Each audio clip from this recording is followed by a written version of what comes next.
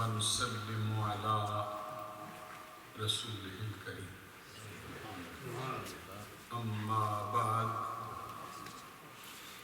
فأعوذ بالله من الشيطان الرجيم بسم الله الرحمن الرحيم إنما يريد الله ليذهب عنكم الرجس أهل البيت ويطهركم تطهيرا صدق الله العظيم إن الله وملائكته يصلون على النبي يا أيها الذين آمنوا صلوا عليه وسلموا تسليما الصلاة والسلام عليك يا رسول الله وعلى آلك يا حبيب الله اللهم محمد صلى الله عليه وسلم نحن عباد محمد صلى علیہ وسلم صلاۃ و سلام علیک یا رسول اللہ۔ معزز و محترم مشائخ و علماء اسلام و معزز و محترم حاضرین و سامعین، محرم الحرام کی مناسبت سے پورے عالم اسلام میں نواسہ رسول، جگر گوشہ بطول، شہزادہ گلگوں کبا، راکب دوش مصطفیٰ، نور نظر حیدر کرار، سید الشہداء، امام عالی مقام امام حسین رضی اللہ تعالی عنہ کی اس عظیم الشان قربانی کو خراج تحسین پیش کرنے کے لیے جو آپ نے وقت کے ایک جابر، ظالم، فاسق، فاجر، بدبخت اور جری علل کبائر حکمران کے سامنے کلمہ حق کہتے ہوئے پیش فرمائی ہے، پورے عالم اسلام میں آپ کی بارگاہ اقدس میں خراج تحسین پیش کرنے کے لیے اہل سنت کے حلقوں میں باقاعدہ محافل کا اہتمام کیا جا رہا ہے۔ آج کی یہ پروقار تقریب بھی اسی سلسلے کی ایک عظیم الشان کڑی ہے، جس کا انعقاد کیا ہے آفتاب طریقت، ماہتاب شریعت، عالمی مبلغ اسلام حضرت الحاج پیر نور العارفین صاحب صدیقی دامت برکاتہم العالیہ والقدسیہ نے، جو سجادہ نشین ہیں آستانہ عالیہ نیاریہ شریف کے، جو اپنے والد مکرم کی اور اپنے پیر مرشد کی مکمل تصویر ہے اور ان کی امنگوں کے ترجمان ہیں اور ان کی امانتوں کے وارث و نگران بھی ہیں اور اس کے امین بھی ہیں۔ آپ ملاحظہ فرما رہے ہیں کہ آج کی تقریب میں سرزمین اولڈم کے کثیر تعداد میں علماء بنفس نفیس بطور مہمان خصوصی آج کی تقریب میں موجود ہیں، جن میں سے بعض حضرات نے اپنے ملفوظات عالیہ سے بھی ہمیں مستفیض فرمایا ہے۔ اسٹیج پر تشریف فرما ہیں استاد العلماء مفتی اہل سنت حضرت علامہ مولانا مفتی محمد اعظم صاحب دامت برکاتہم العالیہ والقدسیہ۔ اسٹیج کی رونق ہیں استاد الحفاظ والقراء حضرت مولانا قاری محمد اسلم صاحب سیالوی دامت برکاتہم العالیہ والقدسیہ، اور اسٹیج پر موجود ہیں فخر اہل سنت محترم المقام حضرت مولانا قاری محمد عبد الشکور صاحب دامت برکاتہم العالیہ والقدسیہ، اور اسٹیج کی رونق ہیں خطیب الاسلام حضرت مولانا قاری محمد رضوان صاحب دامت برکاتہم العالیہ والقدسیہ۔ اور ابھی چند لمحات پہلے بارگاہ حسینی میں بڑا خوبصورت منظوم خراج تحسین پیش کیا ہے۔ انتہائی علمی، مذہبی اور روحانی خانوادے کے چشم و چراغ استاد العلماء حضرت علامہ مولانا قاری محمد فضیل صاحب سیالوی دامت برکاتہم العالیہ والقدسیہ۔ حضرت پیر صاحب کی نیابت میں ان کے بہت سے افراد یہاں پہ کام کر رہے ہیں، خاص طور پر الحاج خلیفہ محمد زاہد مظہر صاحب صدیقی دامت برکاتہم العالیہ، وہ ہر وقت پیر صاحب کے ساتھ مثل سایہ رہتے ہیں اور اپنے پیر صاحب کے لخت جگر کو اسی نظر سے دیکھتے ہیں جیسے پیر ہی کو دیکھا جاتا ہے۔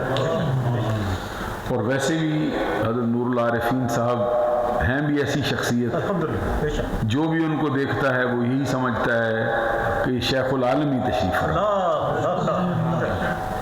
اور حضرت پیر صاحب کے انتہائی معتمد ترین ساتھی ہیں جناب محترم المقام الحاج عبد النعیم ڈار صاحب، وہ بھی پیر صاحب کی نیابت میں اور ان کی خدمت میں ہر وقت مامور رہتے ہیں۔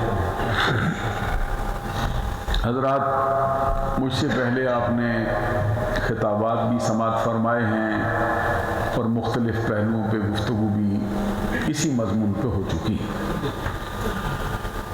آپ کو معلوم ہے کہ اہل بیت اطہار کے بارے میں اہل سنت کا نظریہ بڑا واضح ہے، اور اس قدر واضح ہے کہ ہمارے ہاں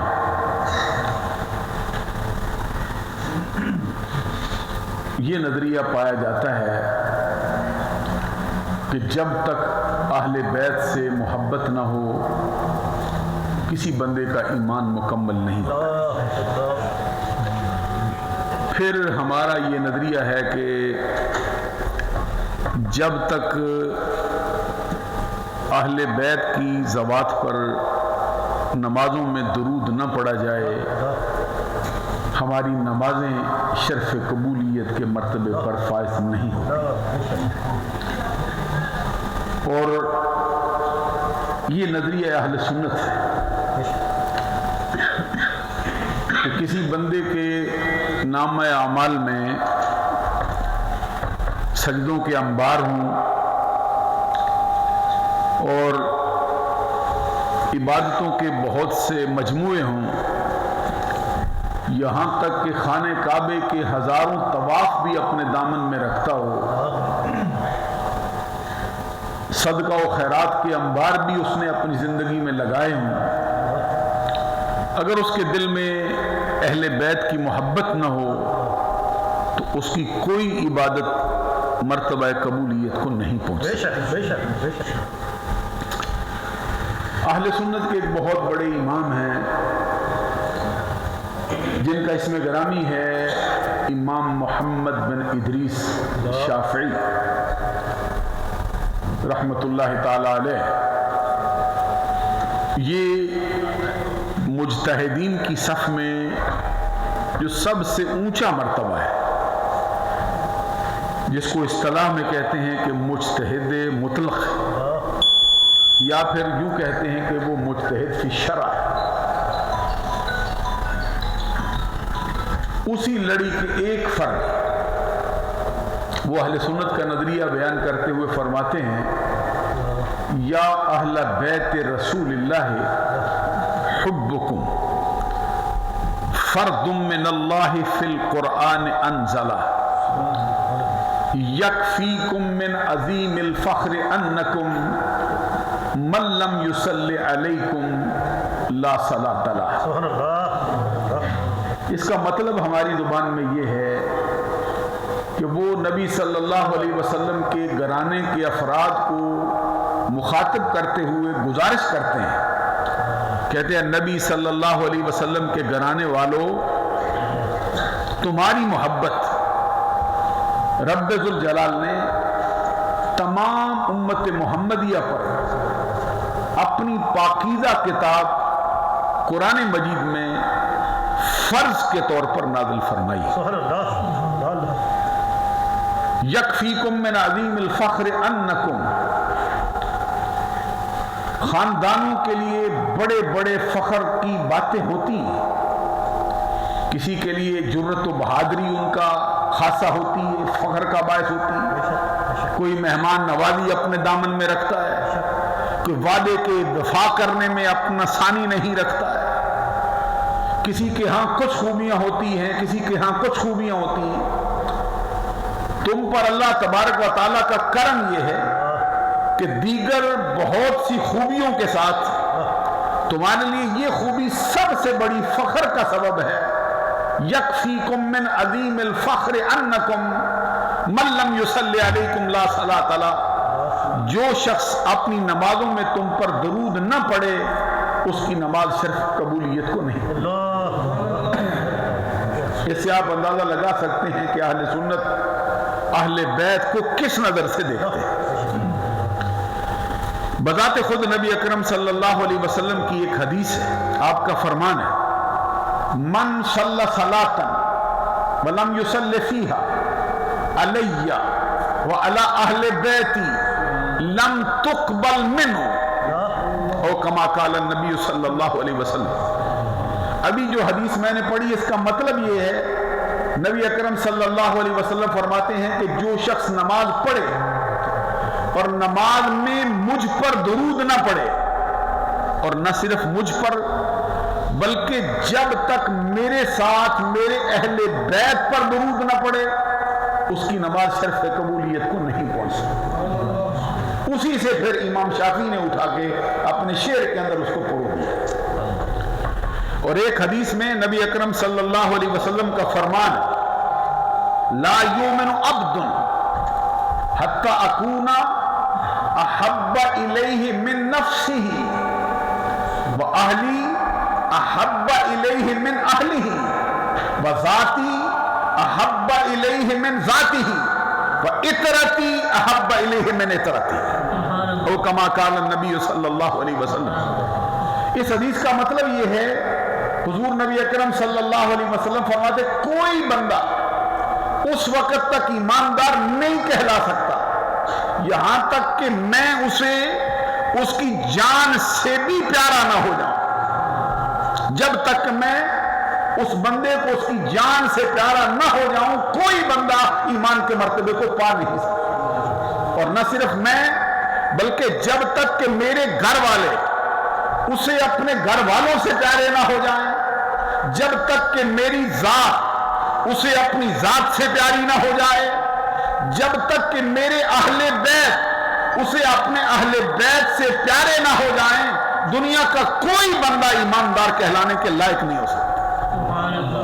ایک اور حدیث میں نبی اکرم صلی اللہ علیہ وسلم کا فرمان ہے، جس کے راوی حضرت عباس بن عبد المطلب رضی اللہ تعالیٰ عنہ، جو نبی اکرم صلی اللہ علیہ وسلم کے چچا جان ہیں، جن کے بارے میں سرکار کا فرمان ہے العباس منی وانا منہ، کہ عباس مجھ سے ہے، میں عباس سے ہوں۔ سبحان اللہ کی حضرت عباس کے بارے میں سرکار کا فرمان ہے کہ الام سن و ابی، یہ جو چچا ہوتا ہے یہ باپ ہی کی مثل ہوتا ہے، چچا بمنزلہ باپ کے ہوتا ہے۔ ساتھ ہی سرکار نے فرمایا من آذا امی فقد آذانی ومن آذانی فقد آذ اللہ، جس نے میرے چچا کو تکلیف دی اس نے مجھ محمد کو تکلیف دی، جس نے مجھے تکلیف دی اس نے میرے خدا کو تکلیف دی۔ حضور نبی اکرم صلی اللہ علیہ وسلم کے چچا حضرت عباس، اس حدیث کے راوی کہتے ہیں میں بارگاہ رسالت میں حاضر ہوا تھا، میں نے جا کے کچھ گزارشات سرکار سے عرض کی تھی، کچھ لوگوں کے لیے میں نے شکوے کیے تھے، کچھ افراد کے بارے میں نے کہا تھا کہ خاندان بنو ہاشم سے ان کا وہ پیار نہیں جو آپس میں ان کا پیار ہے۔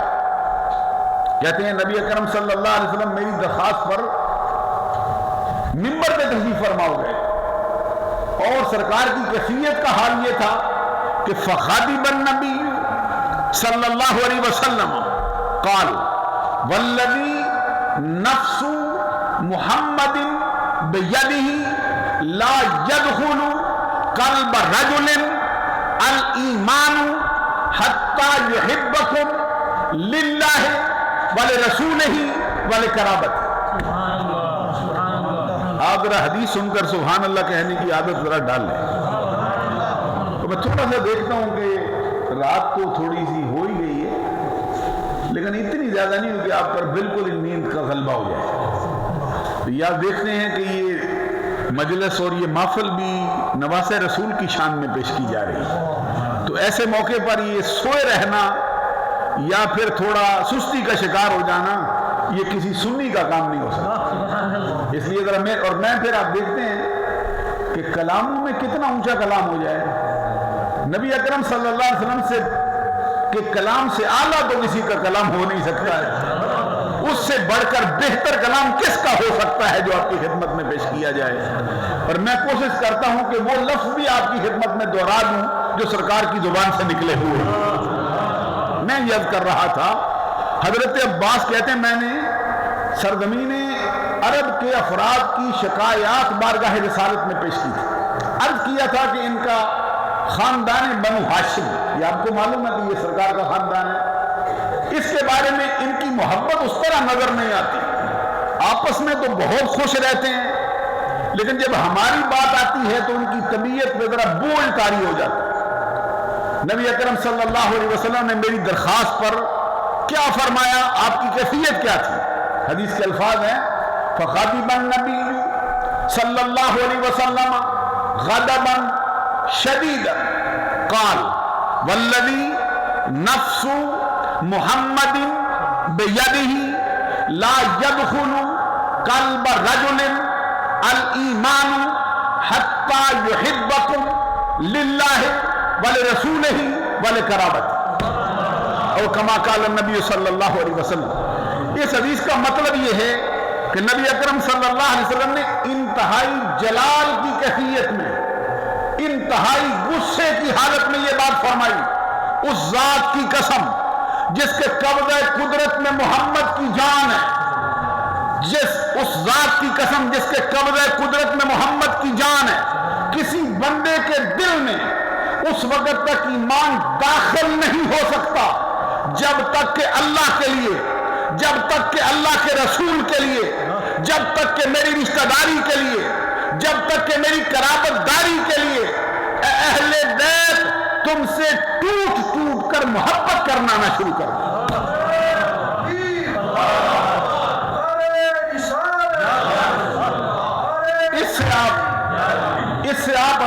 لگا سکتے ہیں کہ اہل سنت کے ہاں اہل بیت کی محبت کا حال کیا ہے. اہل بیت کا کہ خاندان کا کوئی فرد ہو عمومی اعتبار سے ہمارے ہاں اس کے لیے محبت کا یہی جذبہ پایا جاتا ہے, محبت کی یہی روش پائی جاتی ہے. حضرت عباس ہوں تب بھی یہی پائی جاتی ہے, حضرت علی شیر خدا ہوں تب بھی یہی پائی جاتی ہے, حضرت عائشہ صدیقہ ہوں تب بھی یہی پائی جاتی ہے, حضرت فاطمہ الزہرا ہوں تب بھی یہی پائی جاتی ہے, حسن و حسین ہوں تب بھی یہی پائی جاتی ہے. اور ہمارے ہاں حضور مجد الفسانی رضی اللہ تعالیٰ عنہ, آپ کو معلوم ہے سلسلہ عالیہ نقشبندیہ میں کتنا اونچا مرتبہ رکھتے ہیں. ان کا فرمان اہل بیت کے بارے میں, وہ فرماتے ہیں کہ محبت اہل بیت سرمایہ اہل سنت است. اہل بیت کی محبت ہی اہل سنت کا سرمایہ ہے. اہل سنت کے لیے جو چیز کام آنے والی ہے قیامت کے دن وہ اہل بیت کی محبت ہے اللہ کے رسول کی. دوسرے مقام پر وہ فرماتے ہیں محبت اہل بیت علامت اہل سنت است. اس کا مطلب یہ ہے کہ اہل بیت کی محبت سچا سنی ہونے کی علامت ہے. اہل بیت کی محبت نہ ہو سچا سنی نہیں ہو سکتا, سنی ہو تو اس کا دامن اہل بیت کی محبت سے خالی نہیں ہو سکتا. اور پھر میں آپ کی خدمت عالیہ میں ایک حدیث پیش کروں کہ اہل سنت کا نظریہ آپ کو معلوم ہو جائے.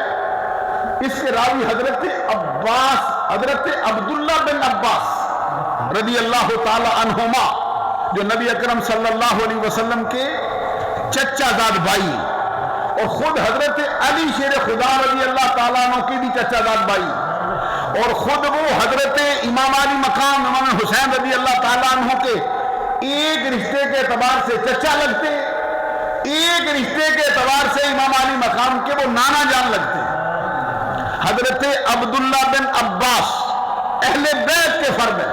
کیا فرماتے ہیں کہ نبی اکرم صلی اللہ علیہ وسلم نے فرمایا لو ان رجلا صعد بین الرکن والمکان فصلى وصام ثم مات مبغضا لأہل بیت محمد دخل النار. اس کا مطلب یہ ہے کہتے ہیں اگر کوئی بندہ اللہ کی محبت میں اس قدر ڈوب جائے کہ اس محبت کے زیر اثر ہوش و خرد سے اس طرح علیحدہ ہو جائے کہ کائنات کو تاکنسیاں کے حوالے کرے, اپنے رشتہ داروں کو چھوڑے, اپنا وطن چھوڑے, اپنا گھر بار چھوڑے, ہر شے سے بیگانہ ہو کر رب کا ہو کر اس کی یاد میں ڈوب کر رب کے گھر خانہ کعبہ میں جا کر آباد ہو جائے, اور بیت اللہ شریف میں خانہ کعبہ میں جہاں پر ایک نیکی کا ثواب 1,00,000 نیکیوں کے حساب سے ملتا ہے, وہاں پر اس کی ساری زندگی بیت جائے اور خالی بیٹھے بیٹھے نہ بیتے. فصلى وصام, وہ نمازیں پڑھتا رہے, روزے رکھتا رہے, خانے کعبے کے طواف کرتا رہے, حجر اسود کے بوسے لیتا رہے, صفا و مروہ کی سعی کرتا رہے, مقام ابراہیم پر نمازیں پڑھ پڑھ کر سجدوں کے انبار اس کے دامن میں لگ جائیں, اسی طرح نمازیں پڑھتے, روزے رکھتے, خانے کعبے کے طواف کرتے, حجر اسود کے بوسے لیتے, صفا و مروہ کی سعی کرتے کرتے اس کو موت آئے, بوقت موت اس کے سینے میں اہل بیت کی محبت نہ ہو تو ہر صورت میں وہ بندہ جہنم میں داخل کر دیا جائے. مطلب یہ ہوا کہ اہل بیت کی محبت کے بغیر پڑھی جانے والی نمازیں بیکار ہیں, چاہے وہ کعبے میں ہی ادا کیوں نہ کی گئی ہو. اہل بیت کی محبت کے بغیر رکھے جانے والے روزے بیکار ہیں, چاہے وہ خانے کعبے میں ہی کیوں نہ رکھے گئے ہوں. اور اہل بیت کی محبت کے بغیر نہ خانہ کعبہ کا طواف قبول ہوتا ہے, نہ حجر اسود کا بوسہ قبول ہوتا ہے, نہ مقام ابراہیم کی نمازیں قبول ہوتی ہیں, نہ صفا و مروہ کی سعی قبول ہوتی ہے. اہل سنت کے حلقوں میں ایک سادہ سا شعر عام طور پہ پڑھا جاتا ہے, جس کو سمجھا تو عام جاتا ہے, الفاظ بھی اگر سے عام استعمال کیے ہیں لیکن اس کے اندر مفہوم بڑا اہم ترین بیان کر دیا ہے. کیا کہتے ہیں؟ کہتے بے حب اہل بیت عبادت حرام ہے. بے حب اہل بیت, ایک مرتبہ بولیے نا ذرا, بے حب اہل بیت عبادت حرام ہے, ظاہر تیری نماز کو میرا سلام. عزیزان گرامی قدر، یہ اہل بیت کے لیے اہل سنت کا دامن اس طرح کھلا ہے. آپ دیکھتے ہیں محرم الحرام کا مہینہ آئے، پورے عالم اسلام میں رتب و یابت سے پاک ہو کر، افراط و تفریق سے پاک ہو کر، کمی زیادتی سے پاک ہو کر، اہل سنت کی ہر مسجد میں، اہل سنت کے ہر مرکز میں امام علی مقام کی شان کے لیے ان کو خراج تحسین پیش کرنے کے لیے محافل کا باقاعدہ طور پر اہتمام کیا جاتا ہے. اور نہ صرف آج کیا جا رہا ہے بلکہ 1400 سال سے اہل سنت کی یہی روش چلی آ رہی ہے. اور پھر میں آپ کی خدمت عالیہ میں یہ بات بھی عرض کروں، یہ تو فرمایا کہ اہل بیت کی محبت کے بغیر نہ بندے کا فرض قبول ہوتا ہے، نہ بندے کا نفل قبول ہوتا ہے، نہ اس کی نمازیں قبول ہوتی ہیں، نہ اس کے روزے قبول ہوتے ہیں، نہ اس کا حج قبول ہوتا ہے، نہ اس کا عمرہ قبول ہوتا ہے، نہ اس کے صدقہ و خیرات قبول ہوتے ہیں، نہ اس کے جہاد قبول کیے جاتے ہیں. یہ عمومی اہل بیت کی محبت کا حال ہے، تو خصوصی اہل بیت کی محبت کا حال پھر کیا ہے؟ ایک اور میں بات آپ کی خدمت عالیہ میں عرض کر دوں تاکہ آپ کو معلوم ہو جائے کہ اہل سنت اہل بیت کو کس نظر سے دیکھا کرتے ہیں. جو عمومی اہل بیت کو اس نظر سے دیکھیں تو جو اہل بیت کی جان ہے حسن و حسین ان کو کس نظر سے دیکھتے ہیں؟ صحابہ کرام رضوان اللہ تعالی علیہ مجمعین میں ایک ہستی گزری ہے جن کا اس میں گرامی حضرت عبداللہ بن مسعود. میں ذرا آپ کے چہرے پر تھوڑی تھکاوٹ بہت محسوس کرتا ہوں، تو تھکے ہوئے چہرے جو ہے اس میں ذرا گفتگو کرنے سے ثواب تو مل جاتا ہے، رب کی رحمت بھی ضرور برس جاتی ہے، لیکن جو فائدہ حاصل ہونا چاہیے وہ کما حق کو حاصل نہیں ہوتا. اس لیے میں چاہتا ہوں جاگ کے آپ تقریر سنیں میں کیا کہہ رہا ہوں. اور پھر آپ دیکھتے ہیں کہ حدیث سے بڑھ کر تو کوئی کلام نہیں ہو سکتا. تو میں جب تک آپ کے ساتھ گزارش کرتا رہوں گا زیادہ تر حدیثیں ہی آپ کی خدمت میں کرتا رہوں گا تاکہ معلوم ہو جائے کہ حسین کی محبت کا ترانہ گانے کے لیے اہل سنت قصہ کہانی سے کام نہیں لیتے، محمد عربی کے کلام سے کام لیا جاتا ہے. ہمارے ہاں قصہ کہانی نہیں ہوتا ہے، رب الجلال کا قرآن ہوتا ہے، محمد عربی کا فرمان ہوا. عزیزان گرامی قدر، میں اہل سنت کی ایک پاکیزہ ہستی جو صحابہ کرام میں اتنے اونچے درجے پر فائز ہے کہ جس بارے میں کہا گیا ہے کہ وہ شخص خلفائے راشدین کے بعد فقاہت کے میدان میں پورے صحابہ میں اپنا ثانی نہیں رکھتا. حضرت عبداللہ بن مسعود رضی اللہ تعالیٰ عنہ، یہ کون شخص ہے؟ وہ جن کو کہا جائے صاحب النالین والسواق والوسادہ والغسل، صاحب النالین والسواق والغسل والوسادہ. یہ سرکار دو جہاں صلی اللہ علیہ وسلم کے جوڑے اٹھانے والا صحابی. بلند آواز سے سبحان اللہ کہہ. آج تو سارا زمانہ بڑھتا رہتا ہے جو سر پہ رکھنے کو مل جائے نال پاک حضور، جو سر پہ رکھنے کو مل جائے نال پاک حضور، پھر کہیں گے کہ ہاں تاجدار ہم بھی ہیں. تصور میں کہتے ہیں جو سرکار کے جوڑے مبارک میرے سر پہ آ گئے پھر میں کہہ سکتا ہوں کہ میں زمانے کا بادشاہ ہوں. جو تصور میں ہم کہہ سکتے ہیں اس کی شان کا کیا حال ہے جو زندگی بھر سرکار کے جوڑے اٹھا کر حقیقی معنوں میں اپنے سر میں رکھتا ہے، جو سرکار کا سرانہ اٹھاتا رہا ہے، جس کے بعد سرکار کا مسواک رہا ہے.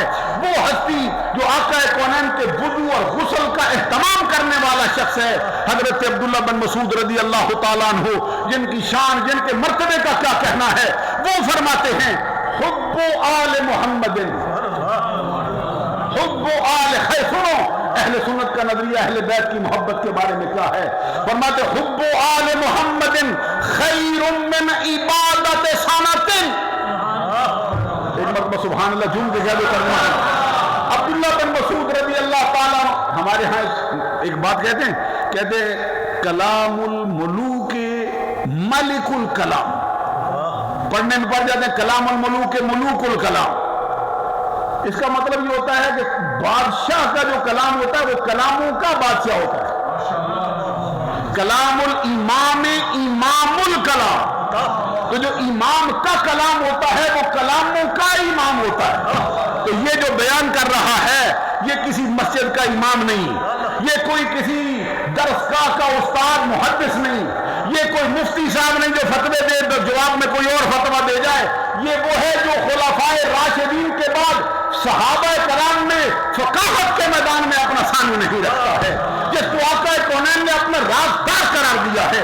ابو موسیٰ اشعری کہتے ہیں کہ جب ہم نئے نئے اسلام میں آئے تھے تو عبداللہ بن مسعود کا سرکار سے اتنا گہرا تعلق تھا، ہم سمجھتے تھے کہ شاید یہ بھی اہل بیت کے ہی کوئی فرد ہے، یہ بھی شاید اہل بیت کے ہی کوئی فرد ہے۔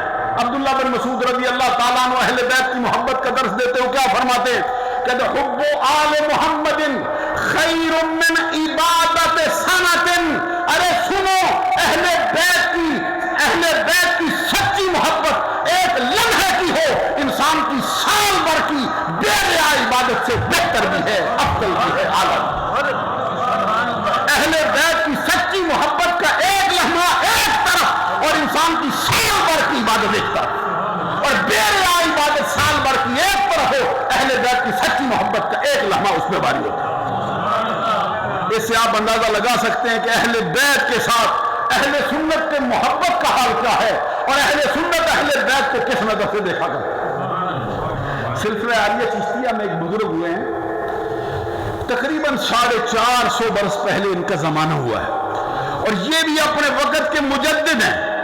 انہوں نے اپنی ایک کتاب کے اندر اہل سنت کا نظریہ لکھتے ہوئے یہ بات کہی ہے، سنو کیا کہتے حب اولاد نبی، حب اولاد نبی، حب نبی است، حب اولاد نبی، حب نبی است، ہر کے رائی حب نہ باشد اجنبی است۔ پھر سنیے کیا کہتے ہیں، کہتے حب اولاد نبی، حب نبی است، ہر کے رائی حب نہ باشد اجنبی است۔ وہ 450 برس پہلے اہل سنت کا نظریہ بیان کر گئے، فرمایا اہل سنت کے ہاں نبی کی اولاد کی محبت حقیقت میں نبی ہی کی محبت ہے، کسی اور کی محبت نہیں ہے، اور ہر وہ شخص جس کو یہ محبت نبی کی اولاد کی نصیب نہ ہو وہ سنی نہیں کہلا سکتا، تو کون ہو سکتا؟ ہر کے رائی حب نہ باشد اجنبی است۔ اجنبی یہاں دے نا، جیسے فرمایا فلیس منا، یہ ہماری جماعت کا بندہ نہیں ہو سکتا ہے جو سنی ہوگا نبی کی اولاد سے محبت کرے گا، جو اولاد کے محبت سے اس کا سینہ خالی ہو وہ سنی کہلانے کے لائق نہیں ہوگا۔ پھر آپ کی خدمت عالیہ میں عرض کروں بہت جلد تاکہ بات پائے تکمیل کو پہنچنے کے قریب ہو جائے کہ اہل بیت کے ساتھ کیسا پیار ہے اہل سنت کو۔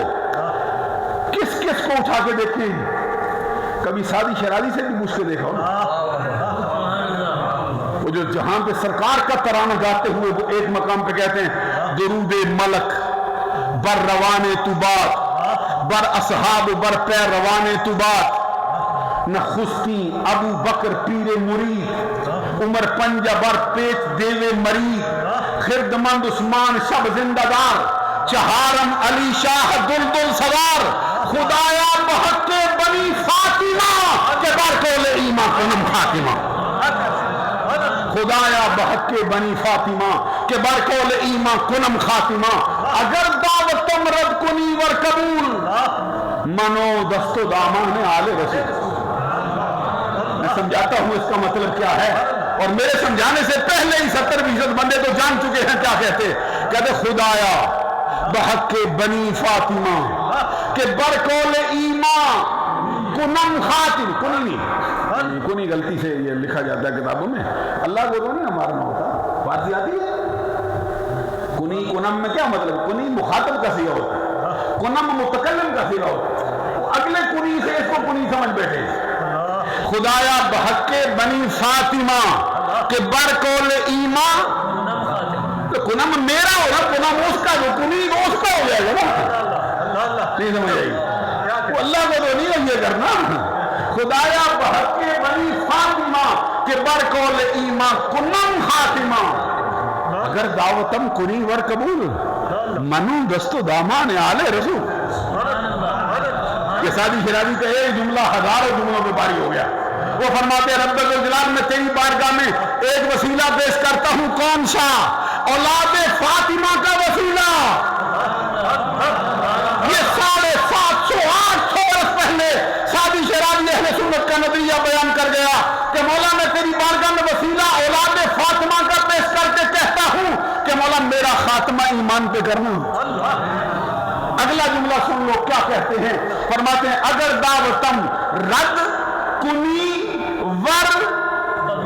کبھی میرے ساتھ چلو نا, کیا منہ بنا کے بیٹھے ہوئے, محبت اہل بیت سننے آئے بیٹھے ہوئے یا کیا سننے آئے بیٹھے کہ اگر دعوتم رد کنی ور قبول. مولا میں تو تیری بارگاہ میں عرض کر سکتا ہوں, میرا تجھ پر کوئی زور نہیں. تو ان اللہ علی کل شیء قدیر ہے, تو مالک ہے, تو بے نیاز ہے, ہر کوئی تیری بارگاہ میں نیاز مند ہے, کسی کی کیا مجال ہے. تو میری دعا کو قبول کرے تیری مرضی, رد کرے تیری مرضی. لیکن ایک بات میرے پاس ہے, وہ یہ ہے کہ دامن آل رسول کا ہے, ہاتھ میرا ہے, اب میرا کام ہے, قبول کر یا نہ کر تیری مرضی. کیا مطلب ہوا؟ مطلب یہ ہوا کہ میں نمازوں پر ناز نہیں کرتا ہوں, میں عبادات پر ناز نہیں کرتا, میں خانہ کعبے کے طوافوں پر نماز نہیں کرتا, میں جو ہے وہ فخر ناز نہیں کرتا. میرے لیے ایک ہی بات ہے جس کو میں سمجھتا ہوں کہ تیری بارگاہ میں مجھے قبولیت کے مرتبے پر فائز کر دے گی, وہ یہ ہے کہ دامن آل رسول اللہ ہے, ہاتھ میرا ہے, میں لے آیا ہوں تیرے پر. ایک بات آپ سے عرض کر دوں, اسی سے میاں محمد بخش نے اٹھایا. آج ہم سمجھ سکے محمد بخش میاں جس کو آپ کہتے ہیں کہ یہ عارفیں کھڑی ہیں, پھر کہتے ہیں رومی کشمیر ہیں. میں کہتا ہوں یہ رومی کشمیر تو ہیں ہی, لیکن کبھی اس کو سادی کشمیر بھی کہو نا تو آپ کو سمجھ آ جائے گی کہ سادی کے ساتھ ساتھ ہی چلتے آئے. کیا کہ وہ ان کا جملہ ہے, ان کا جملہ سنا دو کیا کہتے ہیں. اہل بیت کی محبت سنو اہل سنت سے, پھر سنو حسین کا ذکر, پہلے سمجھو اہل بیت کو کیسے ہم دیکھتے ہیں. حضرت میاں محمد بخش کہتے ہیں توڑے رد سوال کرے سے. پنجابی سمجھ لیتے ہو, انگریزی کھاتے ہو نا, کھاتے میری زبان سے نکل گیا معاف کرنا. انگریزی بول بول کے پنجابی کو اس طرح یاد نہیں رہتی نا, تو پنجابی کو اس قابل بھی نہیں سمجھتے. لیکن یہ ہماری مادری فقیروں کی زبان ہے, یہ ہماری زبان ہے, ہمیں اس پر بھی ناز ہے کیونکہ یہ بھی اللہ کے برگزیدہ بندوں کی زبان ہے. کہیں میاں محمد بخش بولتا ہے, کہیں پیر وارث شاہ بولتا ہے, کہیں بابا ملے شاہ بولتا ہے, کہیں سلطان باہو بولتے ہیں, کہیں تاجدار گولڑا کا قلم ہی بولتا ہے. میاں محمد بخش کیا کہتے سنو, کہتے توڑے رد, یا سنو نا, کہتے اگر دعوتم رد کنی ور قبول منو. یہ مفتی صاحب سمجھ سکتے ہیں, یہ ہستیاں سمجھ سکتی, یہ ہستیاں سمجھ سکتی. آپ بھی ذرا توجہ فرمائیں. تو اس کو آسان کرنے کے لیے میرے جیسے فقیروں کے لیے, آپ جیسے بڑے لوگوں کے لیے میاں محمد بخش نے صاف کر کے سامنے رکھ دیا. کہتے توڑے رد سوال کرے سے, توڑے عرض قبولے. پنجابی توڑے سمجھتے ہو نہیں, میں سمجھ لوں نا ذرا کتنی سمجھ آتی ہے. توڑے اب سمجھ آئی نا, پنجابی بھی پوری سمجھ تو نہیں آتی ہم کو. کہتے توڑے رد سوال کرے سے, توڑے عرض قبولے, میں نی دوئی جہانی پھڑیا دامن آل رسولے. اگر دعوتم رد کنی ور قبول منو دست دامان آل رسول. ہمارا میاں محمد بخش پیچھے آگے کہتا ہے توڑے رد سوال کرے سے, توڑے عرض قبولے. مولا تو قبول کرے تیری مرضی, رد کر دے تیری مرضی. میں تو مسکین عاجز بندہ تیری بارگاہ میں عرض ہی کر سکتا ہوں, میرا کون سا زور ہو سکتا ہے. تو قبول کرے تیری مرضی, رد کرے تیری مرضی. لیکن میری شان یہ ہے میں بھی دوئی جہانی پھڑیا دامن آل رسول. میرا اس زندگی میں بھی میرا ہاتھ ہے دامن آل رسول کا ہے. معاشر کا میدان ہوگا ادھر بھی میرا ہاتھ ہوگا دامن آل رسول کا ہوگا. توڑے رد سوال کرے سے, توڑے عرض قبولے, میں نے دوئی جہانی پھڑیا دامن آل رسول. اور آخر میں کیا کہتے ہیں, یہاں دیکھو میاں محمد بخش نے بھی قلم توڑ کے رکھ دیا. وہ کیا فرماتے ہیں, کہتے ہیں آل اولاد تیری دا منگتا. یہ تو شیعہ بول رہا ہے یا سنی بول رہا ہے, کیا سمجھا دو نا مجھے. جو لوگ کہتے رہتے سنیوں کے ہاں اہل بیت کی محبت نہیں ہوتی, یہ سنی بولتا ہے یا کوئی رافضی بولتا ہے. سادی شرابی رافضی ہے یا سنی ہے, مجدل فسانی سنی ہے یا کچھ اور ہے. ارے میں کس کس کی بات سناؤں, احمد رضا سے پوچھ لو, اعلیٰ حضرت سے. وہ کہتے تیری نسل پاک میں ہے بچہ بچہ نہیں. یہ بھی کسی رافضی نے لاگ لاپا جی. تو یہ پھر کیا ہو گیا جو کہتے کہ اہل بیت سے محبت سنی نہیں کرتے. میں نے کہا تو نے کسی اور سے سنا ہے, کبھی اہل بیت کا ترانہ کسی سنی سے سن کے دیکھ.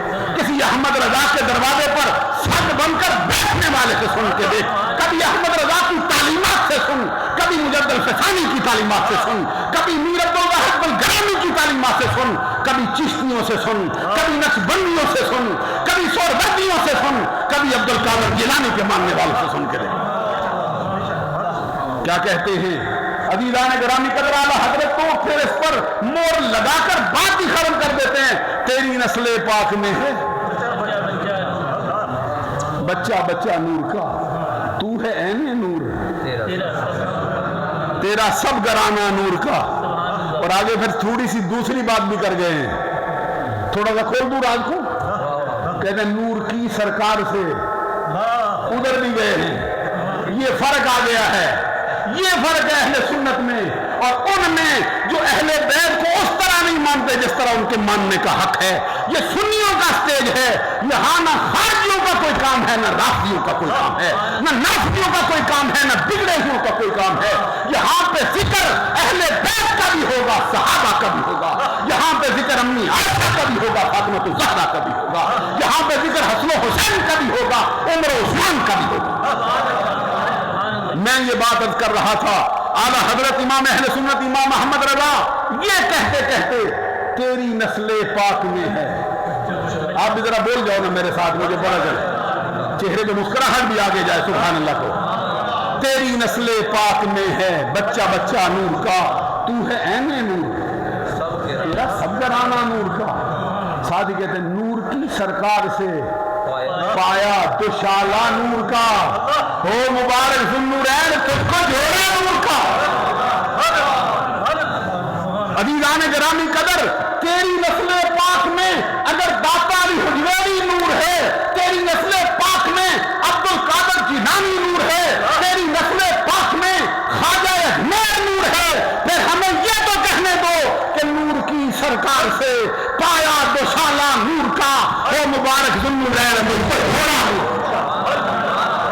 پھر عثمان غنی کے نکاح میں جو آئی ہیں جنہوں نے عثمان کو آ کے دو نوروں والا بنایا ہے، ان کے نور میں کون سی کمی ہو سکتی ہے؟ جو حضرت خاتون جنت کی بہنیں ہیں، جو خاتون جنت کی جو ہیں اسی ماں کے بطن سے آئی ہیں جس ماں کے بطن سے حضرت خاتون جنت کا تولد ہوا ہے۔ پھر آگے اعلیٰ حضرت بات ختم کرتے کیا کہتے ہیں، کاف گیسو ہا دہن، سمجھ لیتے ہو؟ کوئی نہیں، کاف گیسو یہ کوئی عام بندہ سمجھ ہی نہیں سکتا، یہ اعلیٰ حضرت کا کمال ہے۔ کاف گیسو کیسے ہوتے ہیں؟ گیسو کہتے ہیں بالوں کو، تو کاف کو گیسو سے تشبیہ کیسے دی جاتی ہے؟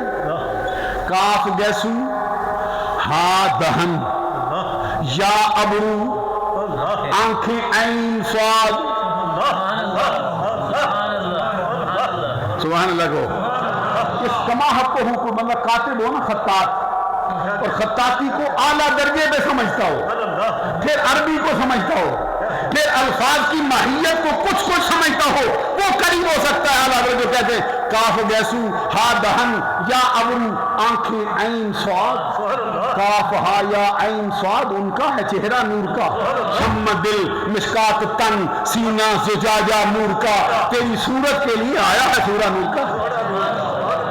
عزیزان گرامی قدر، میں یہ بات یہاں پر ایک اعتبار سے پائے تکمیل تک پہنچانا چاہتا ہوں، یہ اہل بیت کے ساتھ اہل سنت کا پیار ہے، یہ عمومی اہل بیت ہیں، تو خصوصی اہل بیت کی بات بھی سنو نا۔ اہل بیت میں تو بڑے بڑے افراد آئے بیٹھے ہیں، اور پھر جو اہل بیت کے گھرانے میں مرتبہ خاتون جنت کا ہے، جو مرتبہ اہل بیت کے گھرانے میں علی شیر خدا کا ہے، جو مرتبہ اہل بیت کے گھرانے میں حسنین کریم نین کا ہے، وہ کسی اور کا نہیں ہے، یہ حسن جدا ہے۔ سبحان اللہ کہو بلند۔ اہل بیت کے ساتھ ایسی محبت عمومی ہونی چاہیے۔ آؤ ذرا میں آپ کی خدمت عالیہ میں عرض کروں کہ سرکار کو تو پورے اہل بیت سے محبت ہے، اہل بیت کے گھرانے میں سرکار کو بذات خود سب سے پیارا کون ہے؟ سب سے پیارا کون اہل بیت کے گھرانے میں؟ یہ سوال کسی اور سے نہیں پوچھتے، خود سرکار دو جہاں سے پوچھ لیتے ہیں۔ راوی کون ہے؟ حضرت اسامہ بن زید۔ کبھی اس شخص کی زندگی پڑھ کے دیکھو نا، یہ اسامہ بن زید کون ہے؟ یہ اسامہ بن زید وہ شخص ہے جس پر حضرت فاروق اعظم اپنے بیٹے پر جس کو ترجیح دیتے تھے، ابھی نہیں سمجھا سکا ہوں میں. ایک بات میں جملہ معترضہ کے طور پہ کہنا چاہتا ہوں. جملہ معترضہ کا مطلب ہوتا ہے جس کا ربط نہ ہو کلام کے ساتھ, نہ آگے کوئی تعلق رکھتا ہو نہ پیچھے کوئی تعلق رکھتا ہو, درمیان میں اس کو لے آتے. کوئی خاص وجہ ہوتی ہے لانے کی. حضرات ذرا غور کیجئے, جن لوگوں کا یہ نظریہ ہے کہ یہ واقعہ کربلا دو شہزادوں کی جنگ ہے, حضرات ذرا غور کیجئے, میں ان سے یہ کہنا چاہتا ہوں کہ امام علی مقام کے مقابلے میں کس کو شہزادہ کہہ رہے ہو؟ حضرات ذرا غور کیجئے, امام علی مقام کے مقابلے میں شہزادہ کہنا یزید کو, بدبخت کو, پلید کو, یزید وہ جو ننگے انسانیت ہے, یزید جو فاسق ہے, فاجر ہے. میں کہتا ہوں اگر یزید کے دامن زندگی پر گناہوں کی علائش کا ایک دبا بھی نہ ہو, اور سر کے بالوں سے لے کر پاؤں کے ناخنوں تک بالکل پاکیزہ ہو, اس کا ظاہر, اس کا باطن, اس کا تن, اس کا من, اس کا دن وہ بہتے ہوئے پانی سے بھی پاک ہو, اگر وہ شبنم کے قطروں سے بھی پاک ہو, اگر وہ چاند اور سورج کی کرنوں اور شعاعوں سے بھی پاک ہو, اگر باد صبح کے چوکوں سے بھی پاک ہو, پھر بھی اہل حق اس کو حسین کے مقابلے میں شہزادہ ماننے کے لیے تیار نہیں ہو. شاید میں سمجھا نہیں سکا ہوں. اگر وہ تو ننگے انسانیت ہے, پھر اس کو شہزادہ کس وجہ سے جی؟ یہ تو امیر معاویہ کا بیٹا ہے.